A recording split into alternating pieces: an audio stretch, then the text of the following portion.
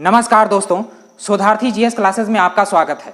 आज हम TGT PGT कला के अंतर्गत पैक ग्रुप के बारे में जानकारी प्राप्त करेंगे। जैसा कि आप जानते हैं, टीजीटी पीजीटी परीक्षा जुलाई के बाद के महीनों में किसी भी मंथ में हो सकती है। तो आइए देखते हैं कि पैक ग्रुप क्या है, उसकी स्थापना कब हुई थी और किसने की थी। आइए देखते हैं। तो अगर हम पैक ग्रुप की बात करें तो पैक ग्रुप को क्या कहते हैं? प्रगतिवादी कलाकार समूह। क्या कहते हैं? प्रगतिवादी कलाकार समूह कहते हैं, या इसी को कहते हैं पैक ग्रुप, या इसी को इंग्लिश में कहते हैं प्रोग्रेसिव आर्टिस्ट ग्रुप। अब अगर हम इसकी बात करें तो इसकी स्थापना 1947 में हुई थी और 1952 में यह ग्रुप समाप्त हो गया। ठीक है। तो अब अगर हम बात करें कि पैक ग्रुप की स्थापना का कारण क्या था, तो पहली बात तो जो पैक ग्रुप के या प्रगतिवादी विचारधारा के जो चित्रकार थे, कलाकार थे, तो वो बंगाल ग्रुप में जो परंपरागत चित्रण शैली प्रचलित थी उससे भिन्न कार्य करना चाहते थे।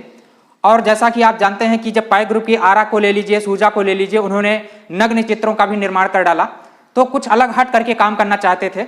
और दूसरा कारण था कि आरा का एक चित्र था राधा कृष्ण, उसको अस्वीकृत कर दिया गया था राष्ट्रीय प्रदर्शनी में, जिसके कारण एक नए कलाकार ग्रुप की स्थापना की मांग उठी और उसी की परिणति है आपका प्रगतिवादी कलाकार समूह। तो आइए इसके बारे में जानकारी प्राप्त करते हैं।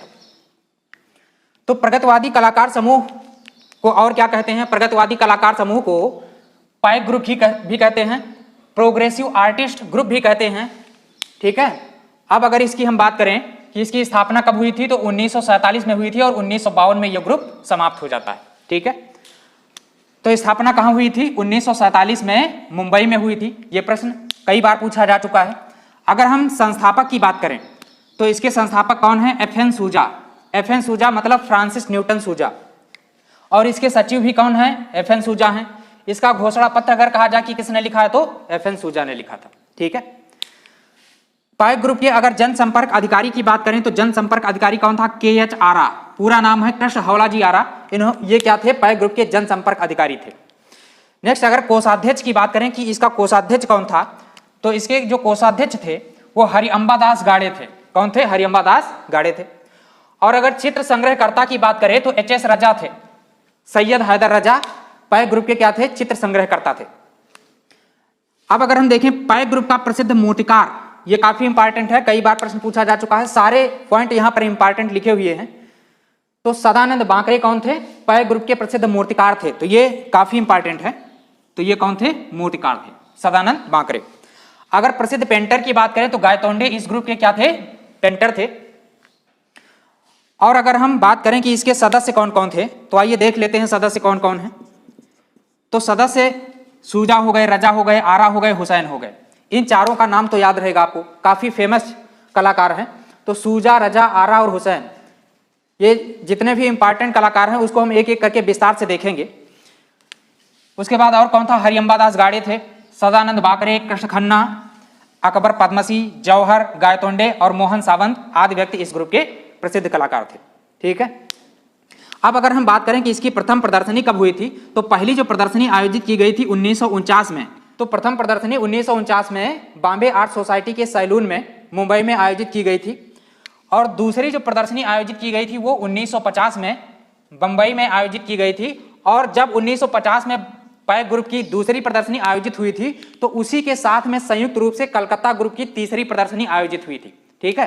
तो कलकत्ता ग्रुप की अगर हम बात करें तो आप जानते हैं कि ये चित्रकला में ये कलाकारों का पहला समूह था जो भारत में स्थापित किया गया था। तो कलकत्ता ग्रुप की जब तीसरी प्रदर्शनी थी और पैक ग्रुप की दूसरी प्रदर्शनी 1950 में मुंबई में संयुक्त रूप से आयोजित की गई थी। ठीक है। तो इस बात को ध्यान रखिएगा।